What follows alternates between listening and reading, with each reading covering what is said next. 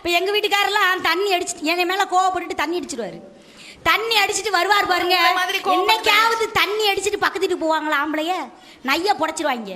கரெக்டாக அவங்கவுங்க வீட்டை போய் தான் தட்டுவாங்க. எங்கள் வீட்டுக்காரர் வீட்டுக்கு வந்தார், கதவை தட்டினார். கண்ணே கலா வெளியே வான்னாரு. நான் வெளியே வந்து நின்ன பாருங்க, சொன்னார், கண்ணே உன் மூக்குக்கு ஒரு கமல் எடுக்கணும், உன் காத்துக்கு ஒரு மூக்குத்தி எடுக்கணும், உன் கழுத்துக்கு ஒரு கொலுசு எடுக்கணும், உன் காலுக்கு ஒரு நெக்லஸ் எடுக்கணும், உங்கள் ஆத்தாவுக்கு புடவை எடுக்கணும்னாரு. பொத்துன்னு விழுந்துட்டார். உளுந்தவர் கொடன்னு வாந்தி. நான் கேட்டேன், என்னையா எடுக்கணும் பூரா வாந்தியா எடுக்கிறாரு. முன்னாடி சொன்னதெல்லாம் பார்ல பிளான் பண்ணதுடி, எது எல்லாம் வாங்கி கொடுக்கணும்னு பார்ல பிளான் பண்ணாராம். பின்னாடி தானா பிளான் பண்ணாம வந்துருச்சு வாந்தி.